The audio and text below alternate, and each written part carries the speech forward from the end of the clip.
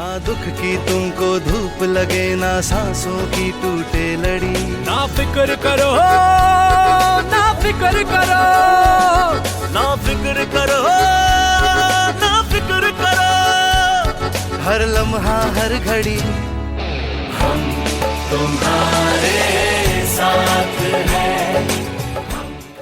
Hello दोस्तों, नमस्कार दोस्तों, आप सुन रहे हैं आपका सबसे पसंदीदा प्रोग्राम जिंदगी के रंग हमारे धनवंतरियों के संग, जहां हम बात करते हैं आपकी सेहत से जुड़ी हुई कुछ जरूरी बातों की। मैं हूं समीर और आज हमारे साथ हैं एक खास मेहमान, हमारे धनवंतरी, एक बहुत ही अनुभवी डॉक्टर, जिनके साथ हम डिस्कशन करेंगे हमारी स्वास्थ्य से जुड़ी हुई कुछ परेशानियों के बारे में।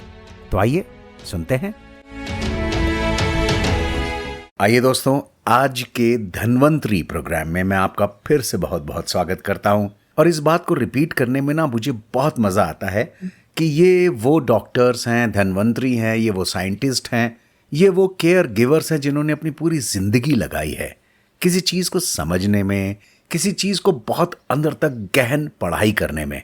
फिर उन्होंने कुछ समझा है और वो फिर हमारी मदद के लिए हाजिर हुए हैं, आए हैं, हाथ फैला के वो स्वागत करते हैं। तो चलिए ना, आज हम स्वागत करें डॉक्टर महिमा खरबंदा जी का, जो कि आज हमारे साथ मौजूद हैं बात करने के लिए एक बहुत ही सेंसिटिव टॉपिक पर।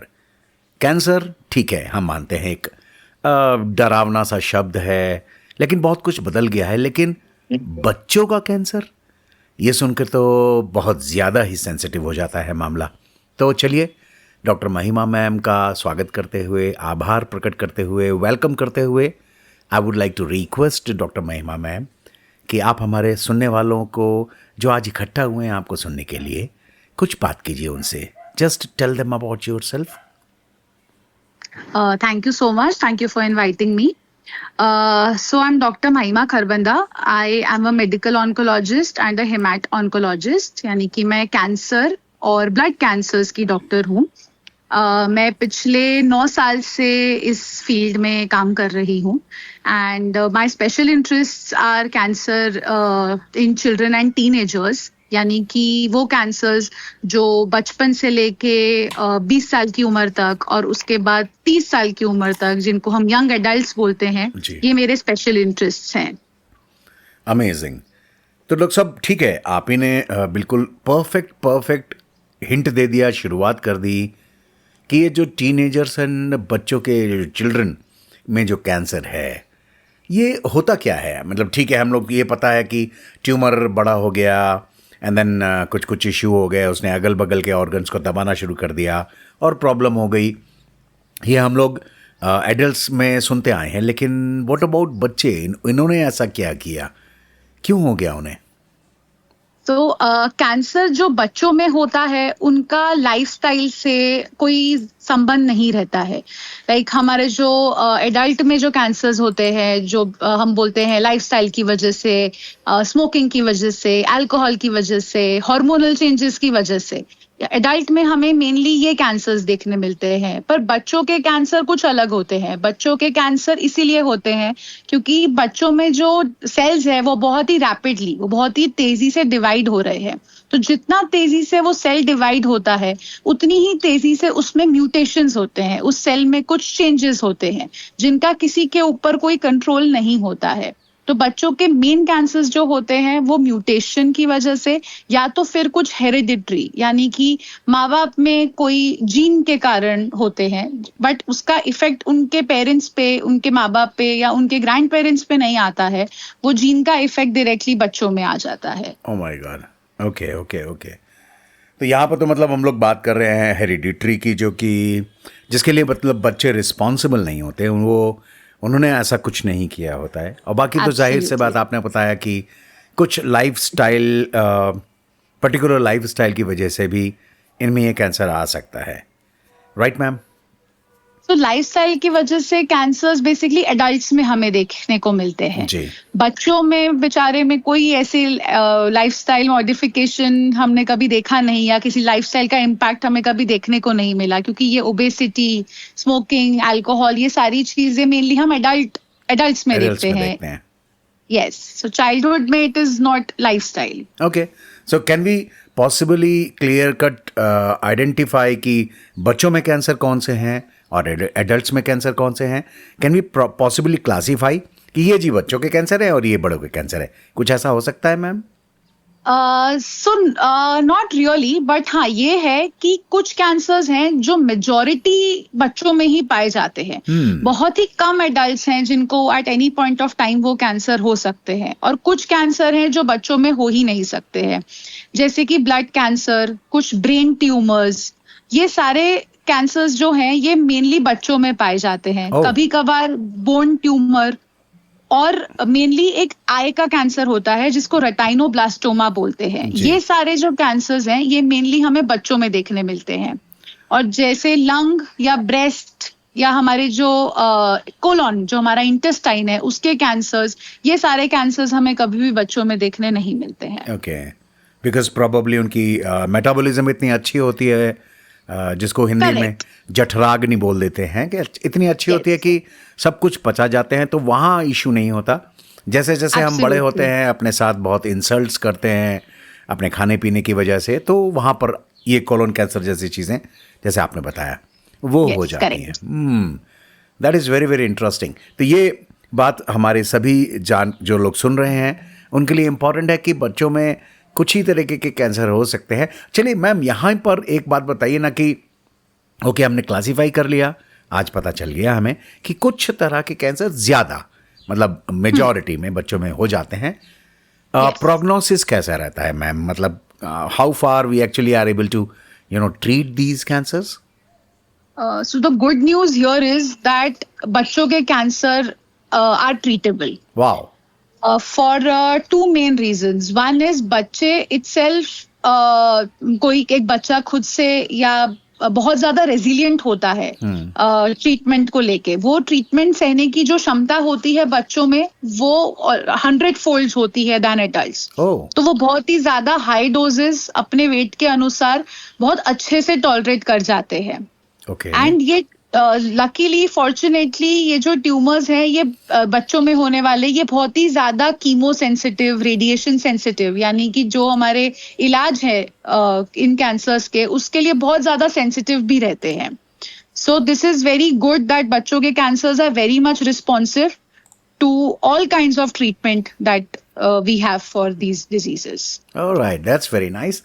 तो जैसे दोस्तों आपने सुना, डॉक्टर महिमा मैम ने बहुत ही प्यारे ढंग से इसको पेश किया कि ये कुछ अच्छी खबर है कि बच्चों का जो सिस्टम होता है वो इतना ताकतवर होता है कि वो जो कैंसर का ट्रीटमेंट है वो बहुत प्यारे ढंग से टॉलरेट कर जाते हैं, तो जाहिर सी बात है रिस्पॉन्सेस भी अच्छे आते हैं। चलिए अब एक बिल्कुल जनरल रूटीन एक परिवार के लिए, उनकी नॉलेज के लिए बात करते हैं मैम कि घर में माँ बाप हैं या फिर रिश्तेदार हैं या घर में जो भी लोग हैं, वो कैसे पहचाने इनके सिम्टम्स को। किसी बच्चे को, ईश्वर न करे ऐसा कुछ हो जाए, तो कैसे पहचाने? What are the initial symptoms I mean to ask? So parents should mainly pay attention to persistent fever, यानी कि वो बुखार जो दवाई एंटीबायोटिक्स देने के बाद भी रह रहा है या बार बार आ रहा है, या तो फिर किसी प्रकार का वेट लॉस, यानी कि कोई डाइट में कोई चेंज नहीं है, इट इज नॉट इंटेंशनल, या और कोई एक्सप्लेनेशन नहीं है वो वजन कम होने का, या तो बच्चे को बहुत ज्यादा थकान रह रही है जो बच्चों में होनी नहीं चाहिए। The kids are really active, they are playful, so लेकिन वो एक थकान महसूस करें या बेड पकड़ लें, बहुत लगातार उनको इन्फेक्शन हो रहा है, और ये सारी चीजें हमारी रूटीन एंटीबायोटिक्स या रूटीन फीवर की मेडिसिन से नहीं जा रही हैं, या बहुत ज्यादा जॉइंट पेन होना, ये सारे लक्षण मेनली रहते हैं ब्लड के कैंसर के, जो सबसे कॉमन कैंसर है in children. Secondly, there is some bleeding, मतलब कोई बिना किसी इंजरी के, बिना किसी ट्रॉमा के एकदम से ब्लीडिंग हो जाना, या बॉडी पे कोई भी प्रकार के घाव यानी कि ब्रूजेस आ जाना, कोई एकदम से उगने वाला लंप यानी कि स्वेलिंग कहीं बोन पे या किसी भी एरिया में बॉडी के, या सडनली बोन पेन हो जाना, ये सारी चीजें हमें नोटिस करनी चाहिए। एंड लास्टली आंखों में कोई चेंजेस यानी कि विजन में चेंजेस, आंख थोड़ी बाहर की तरफ आ जाना या प्रोट्रूजन जिसको बोलते हैं हम आई का, वैसा कुछ होना, या तो कोई वाइट लाइट रिफ्लेक्स यानी कि आंखों की जो पुतली होती है वो एकदम से वाइट हो जाना, ये सारे कॉमन सिम्टम्स हम देखते हैं बच्चों में। हो सकते हैं, बिल्कुल ठीक है बात है। दोस्तों इन चीज़ों पर ज़रा सा गौर कर लीजिएगा जो डॉक्टर महिमा मैम ने बताई हैं। वैसे भी कोई भी एक सिग्निफिकेंट चेंज हमें अगर दिखलाई दे रहा है बच्चों के बिहेवियर में या बच्चों के शरीर के ऊपर, आँखों में, जैसा महिमा मैम ने अभी अभी कहा, जो कि बहुत ही ईजिली नोटिसेबल होता है, उसको बिल्कुल भी नज़रअंदाज करने की ज़रूरत नहीं है दोस्तों। फ़ौरन डॉक्टर महिमा के पास पहुँचिए, पूछिए उनसे कि ये क्या है।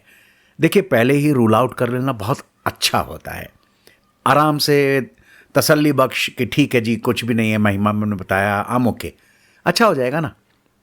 चलिए मैम आगे बढ़ते हुए अगर ये सब हो गया, क्या इन सब को रोका भी जा सकता है, बचाया भी जा सकता है? जैसे हम कहते हैं ना कि भाई ठीक है prevention is always better than cure, तो क्या ये बात यहाँ पर भी कुछ ठीक है? बच्चों के कैंसर में we do not know the exact cause of cancer. हमको कॉज नहीं पता, क्योंकि ऐसी कोई चीज है नहीं जो बच्चे कर रहे हैं जिसकी वजह से कैंसर हो रहा है, या पेरेंट्स उनके साथ कर रहे हैं जिसकी वजह से कैंसर हो रहा है। सो इसीलिए बच्चों के कैंसर हम अनफॉर्चुनेटली प्रिवेंट नहीं कर सकते हैं। हाँ, पर ये जो मैंने आपको लक्षण बताए, अगर इनको टाइमली पेरेंट्स कैच कर लें और डॉक्टर के पास ले जाएं, जिसकी कारण डायग्नोसिस अर्ली हो जाए, टाइमली ट्रीटमेंट मिल जाए, तो that can significantly improve the outcomes. Right. मुझे तो ऐसा लग रहा है डॉक्टर साहब कि सबसे पहली बात यह है कि इस बात से डरते हुए नहीं रहना चाहिए, एक बार खुल के बात करने की ज़रूरत ज़्यादा है। मैं मानता हूँ किसी का भी बच्चा होगा, फॉर एग्जाम्पल मेरा ही बच्चा है, अगर कुछ भी ऐसा मैं सिर्फ सोचने भी लगूं तो डर जाऊंगा कि जी मेरे बच्चे के साथ ऐसा हो जाए। तो सभी माँ बाप के बच्चों के साथ या सभी माँ बाप के साथ ऐसा होता होगा। लेकिन दोस्तों रास्ता सिर्फ एक है, डॉक्टर के पास पहुंचिए, वो आपकी सारी समस्याओं का निदान कर देंगे। मैं उम्मीद करूंगा, मैं ऊपर वाले से प्रार्थना करूंगा कि 99% वो ये कहें कि देयर इज़ नथिंग सर, आप जाओ बच्चे को लेके जाओ, खेलो कूदो मज़े करो। लेकिन ठीक है, जाके एक बार पता लगाना तो बनता है ना, तो डरिए मत दोस्तों, फ़ौरन डॉक्टर के पास पहुंचिए। ओके डॉक्टर साहब, ये बात हो गई क्या क्या क्या सिम्टम्स और कैसे माँ बाप पहचान लें, क्या कॉजेज़ हो सकते हैं। अब आए ट्रीटमेंट ऑप्शंस पे, तो किस तरह के ट्रीटमेंट्स अवेलेबल हैं? सो ट्रीटमेंट ऑप्शंस हमारे पास 4 या 5 टाइप के डिविजन्स होते हैं। Mainly it is surgery, radiation therapy, chemotherapy, immunotherapy और टारगेटेड थेरेपी। ये सारे ट्रीटमेंट बेस होते हैं किस टाइप का कैंसर है, कौन से स्टेज में पाया गया है, सेल्स कैसे रिएक्ट करते हैं, और हर बच्चे का जो ट्रीटमेंट होता है वो उसके बॉडी वेट, हाइट, इसके अनुसार किया जाता है। मेनी टाइम्स हमारे पास पेरेंट्स आते हैं और उनका पहला कंसर्न होता है कि अरे मैडम कीमो तो इतना खतरनाक है, हमारा इतना छोटा सा बच्चा कैसे टॉलरेट करेगा, इसका तो वजन ही इतना है, ये तो कुछ खाता ही नहीं है। तो ये अश्योरेंस हम देते हैं कि हमारा जो प्लान है वो सिर्फ उसके बॉडी वेट पे ही डिपेंड करेगा। हर बच्चा अलग है, हर बच्चे का बिल्टअप अलग है, हर बच्चे का बॉडी वेट अलग है, हर बच्चे की हाइट अलग है, और हर बच्चे का न्यूट्रिशनल कंपोनेंट्स अलग है। तो कई बार हमें पता है अगर जैसे बच्चा माल नरिश है या उसका वजन उसकी एज के हिसाब से अप्रोप्रिएट नहीं है, तो वहां हम सब सोच समझ कर डोज रिडक्शंस करके ही उसको उसका डोज देते हैं। All right. तो दोस्तों इस बारे में आपको चिंता करने की आवश्यकता नहीं है। वैसे तो चिंता की बात है, लेकिन इन डॉक्टर्स ने इतना समय लगाया है, पूरी ज़िंदगी अपनी डेडिकेट की है इस चीज़ को पढ़ने में, तो जाहिर सी बात है दे नो बेटर। तो ठीक है, अगर बच्चा थोड़ा कमज़ोर है, वज़न कम है, कुछ खाता नहीं है, जैसा कि हम सबका कंसर्न रहता है, तो उस चीज़ का भी ख्याल डॉक्टर्स रखते हैं। दोस्तों ऐसा नहीं है कि वो लोग बस उठा के कीमो देना शुरू किया, नहीं, they take care of it. क्या वज़न है, क्या हाइट है, सब कुछ देखते हैं, उसके बाद ही होता है जो होता है। ऑल राइट, अब ये जो ट्रीटमेंट चल रहा है मैम, ओके, आपने पहले भी बताया कि बच्चे बहुत ब्रेव होते हैं, बहुत आराम से टॉलरेट करते हैं, लेकिन फिर भी माँ बाप तो माँ बाप है ना, वो कैसे हेल्प करें अपने बच्चों की, कैसे उनको सपोर्ट करें, जिससे एक तरीके से देखा जाए उन बच्चों को क्या सपोर्ट करें, वो अपने आप को सपोर्ट करते हैं कि वो इमोशनल ना हो, रोना धोना ना मचाएं, and then they stand strong beside their children, beside their child. So what should they do? So many of our parents जो हमारे पास आते हैं वो दे फील वेरी हेल्पलेस, क्योंकि अब अपने बच्चे को सफर करते हुए कौन ही देखना चाहता है।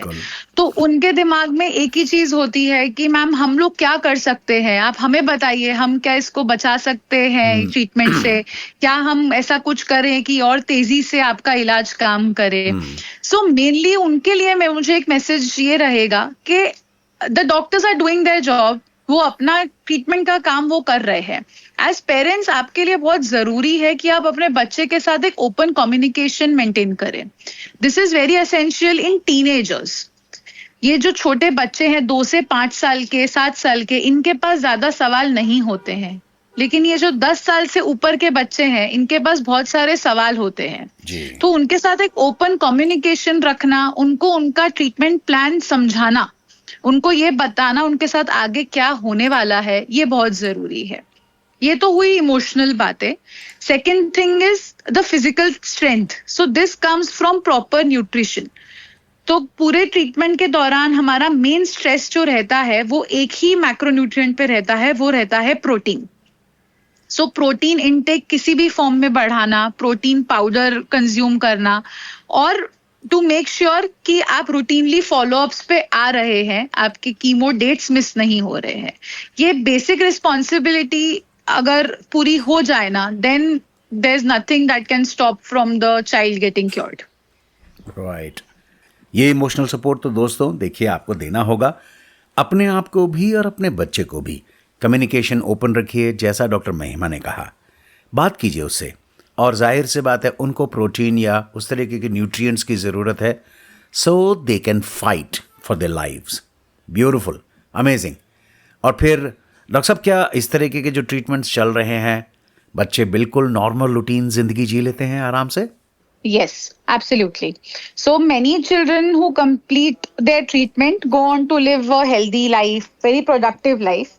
In fact, I have many examples. I have treated so many patients. I recently got to know मेरा एक बच्चा जो bone tumor से fight कर रहा था. He has become a singer. Oh, wow. And yes, and he is doing music videos as well. Oh. The other one has a band of his own. I had a very young child. वो अपना school जा रहा है. Yes, he has some issues in walking. वो बहुत ही छोटा था, 4 महीने की उम्र में उसको डायग्नोस हुआ था.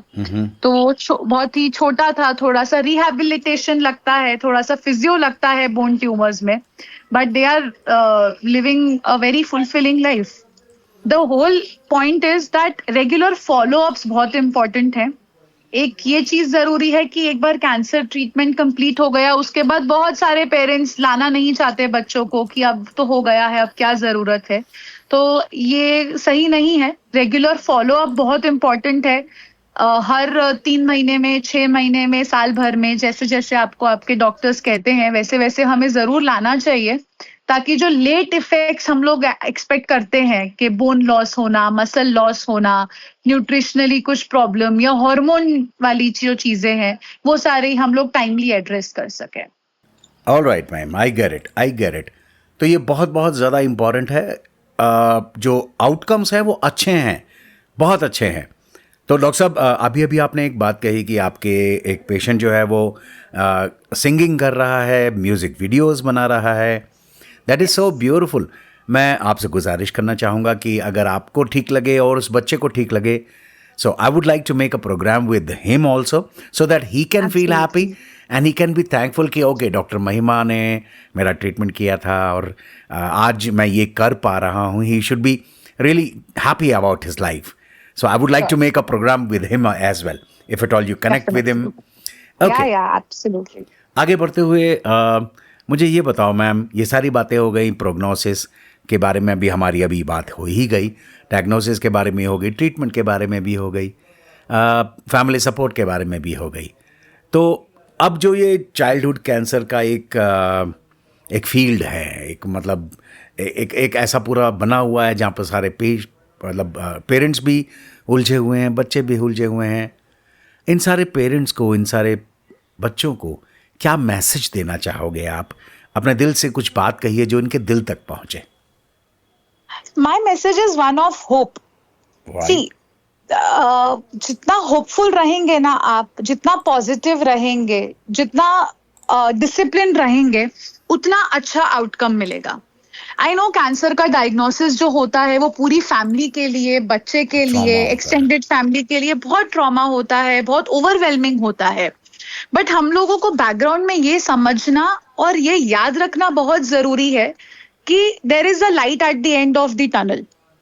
चाइल्डहुड कैंसर कंप्लीटली क्योरेबल है, ट्रीटेबल है, कंट्रोलेबल है, और बच्चे इतने ब्यूटिफुली रिस्पॉन्ड करते हैं कि आगे जाके we have to keep hoping that हाँ, इसके बाद हम लोग एक नॉर्मल लाइफ जी सकेंगे और हमारे बच्चे के लिए एक नॉर्मल लाइफ प्रोवाइड कर सकेंगे जी। So you have to trust your medical team, ask them questions. आपको जब भी डाउट हो आप पूछिए। हॉस्पिटल जाना, ट्रीटमेंट लेना अवॉइड नहीं करें, उनको जाके सवाल पूछे। We are always here to answer your questions, to clear your doubts, and you can always seek support, psychological support. We have an onco-psychologist on board. We have a palliative person जो pain management, chemo के दौरान होने वाली तकलीफें, वो सब के साथ स्पेशली उन्होंने पढ़ाई करी है उसको डील करने के लिए।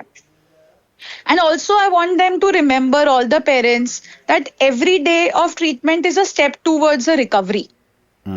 एंड कैंसर का ट्रीटमेंट इतना एडवांस और इतना इम्प्रूव हो गया है, साइंस इतना ज्यादा तेजी से बढ़ रही है ना, that outcomes are going to happen and good things are going to come out of this treatment, provided आप अधेर करें उस ट्रीटमेंट के लिए। Correct, that is so beautiful. तो दोस्तों, होप छोड़ने की ज़रूरत नहीं है, जैसा कि अभी डॉक्टर महिमा ने बहुत प्यारे ढंग से कहा है। Hope is the only thing we can keep on holding on. और जाहिर सी बात है, आपका बच्चा वो तो बहुत लंबी उम्र जीने वाला है दोस्तों, बहुत बहुत कुछ अचीव करने वाला है। आप ही साथ छोड़ेंगे तो फिर वो क्या करेगा? So let's not do it, let's stand together. बाकी डॉक्टर महिमा हमारे साथ हैं ही। डॉक्टर महिमा, thank you so very much. बहुत बहुत अच्छा लगा आपसे बात के, बहुत दिल को बड़ा सुकून मिला कि ऑल राइट, हम एक सुरक्षित हाथों में हैं, हमारा ट्रीटमेंट या फिर हमारी फैमिली बिल्कुल सुरक्षित है। हम आपके पास आके बहुत बहुत अच्छा फील कर सकते हैं, सुरक्षित फील कर सकते हैं। महिमा मैम, बहुत बहुत धन्यवाद। Thank you so much. Thanks a lot, thank you so much. तो दोस्तों, आज के लिए बस इतना ही। उम्मीद है कि आज की बातचीत में आपको कुछ नया और उपयोगी सीखने को तो मिला होगा। अगर आपके मन में कोई बात है, कोई सवाल है, तो हमें बताइए। मैं हूं समीर और आप सुन रहे थे जिंदगी के रंग हमारे धनवंतरियों के संग। अपना ख्याल रखिए, स्वस्थ रहिए और फिर मिलिए एक नए धनवंतरी के साथ। नमस्कार।